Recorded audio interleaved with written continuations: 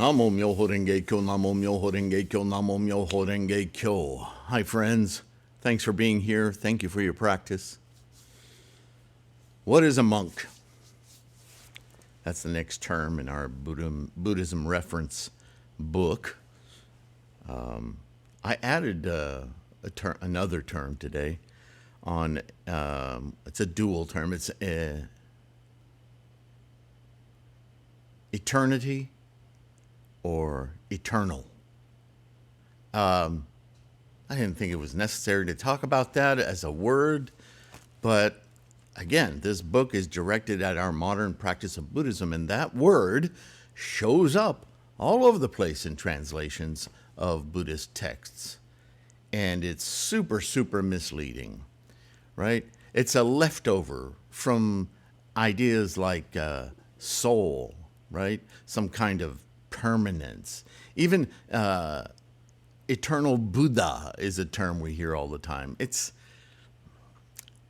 not a word we should be, oh, you know what? I should have added it to words to avoid that are not Buddhist. Well, anyway, it's defined now, so it's in the book.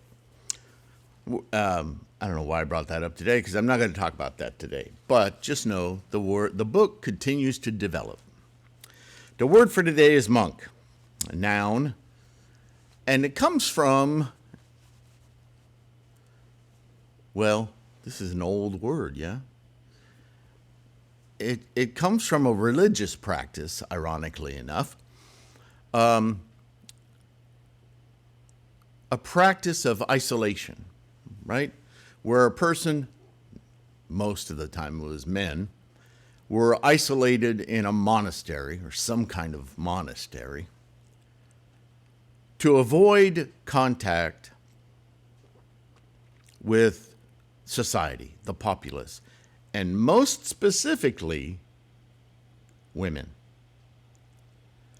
Because it was thought, and rightfully so, I think, human beings, apart from what we set our minds to, have some critical imperatives so inculcated, so built into the very karma of which we are constructed is based on replication and being. That's our primary attachment, our primary clinging.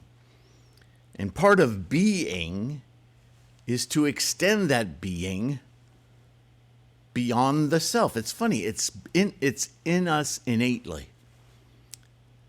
And so when a man smells a woman, sees a woman, touches a woman, has a woman's glance, eye contact, the smallest thing, and right away his sex becomes overwhelming. It's the monkey mind, right? And boy, it wants satisfaction right now. Not logical, doesn't care about anything else. Well, when it comes to Shakyamuni teaching his students, how in the hell was he going to keep their attention focused on things like the privations he went through himself? Remember, his early teachings were about walking his students through some form of the aha moments he came to in order to finally achieve Buddhahood. And they sure as hell weren't going to do that by going home to their wives or girlfriends every night, or having a matinee when they should be there reciting a sutra, engaged in their studies. The only way it was going to get them to understand was to put them in a frickin' monastery, right? And in those early, Nichiren even talks about this, so it's not that ancient. You don't have to go back very far in history.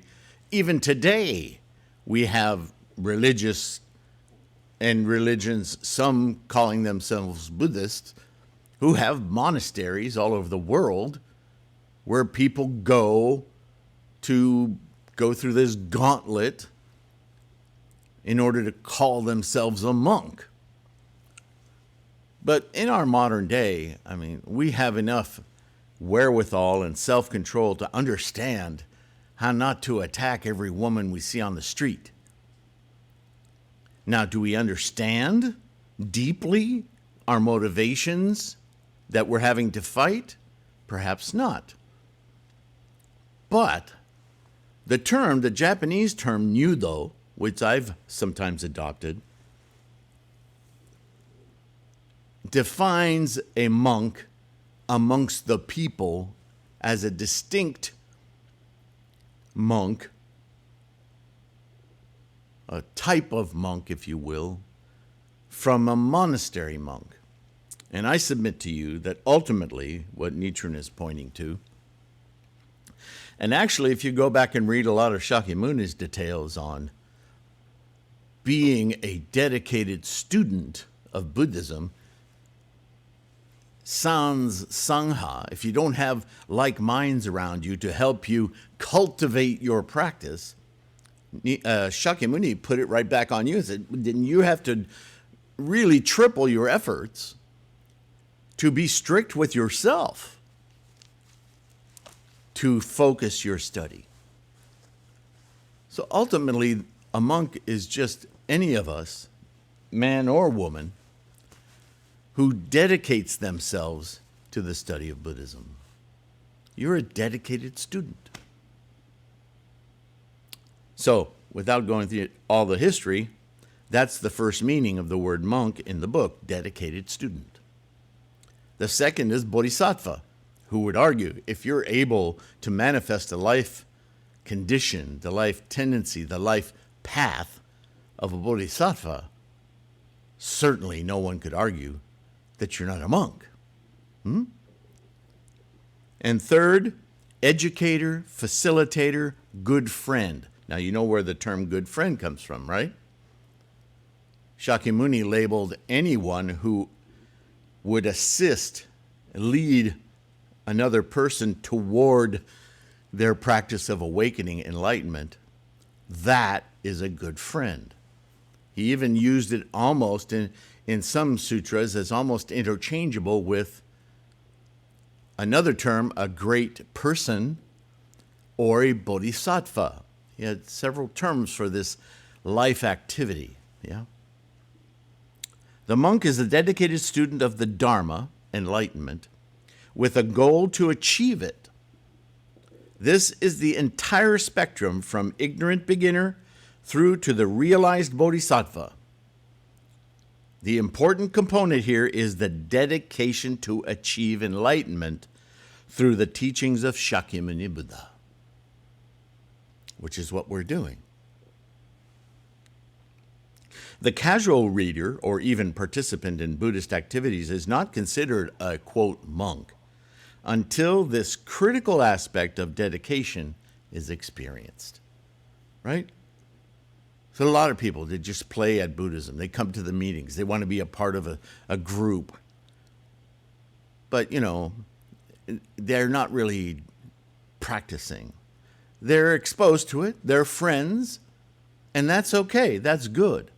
But until they take the initiative to say, I expect something from this, I truly want to explore the efficacy of chanting and feel it manifest in my life, then they're monk. Right? Just because somebody knows the words to a song doesn't make them a musician or a singer. Until they truly dedicate themselves to that perfection, that full potential, they're just a regular old student, a curiosity. Nichiren hammers on this aspect of our dedication, our resolve, right? It's a critical part of attaining Buddhahood. He even goes so far to say that if all you know of Buddhism, forget the history, forget the names of everything, if you're truly dedicated to invoke your Buddha nature and you chant with that kind of resolve, Namu Myoho Renge Kyo, and all the respect and reverence and dedication expectation that you have will lead you to your awakening and experiencing your awakening even without all of the scholarship. The scholarship is there to catch us when we wane, when we're like, I'm having doubts, or I'm running out of spunk, and I'm tired of doing this. The study helps us reinvigorate our Buddha mind, our higher mind conditions of learning and realization into bodhisattva. You want to instantiate that immediately. You've heard it said a million times. Introduce somebody else that you know to this practice. That the minute you do that, suddenly it will forcibly be drawn out of you to move toward Buddhahood. So much so that some people, it scares some people. But again, all you need to do is chant. And it fills you up. It strengthens you. A monk knows this, right? A part-time curious, participant of activities and things. That's why I'm not a fan of organizations. They cloud this whole thing, and they really do a disservice to the accomplishment of enlightenment. Anyway, so that's a monk. It's a short one. The next one, that's going to take some time. The next one in the book, Myoho Renge Kyo. Yeah, that's going to be a nice meaty one. So I look forward to talking to you about that. In the meantime, thank you. Take a moment, like and subscribe. It helps the algorithm, which means it's bodhisattva work because you're helping propagate Nichiren's teachings of the Lotus Sutra, yeah? Those of you who can, use the website, buy ebooks, purchases, Patreon, PayPal, all ways of supporting this channel. It's a lot of work, and it's costly, and you guys make it happen. So with great appreciation, please be kind to yourself, take care of your health, keep your practice strong above all else. And I'll see you in the next one, okay? Bye for now.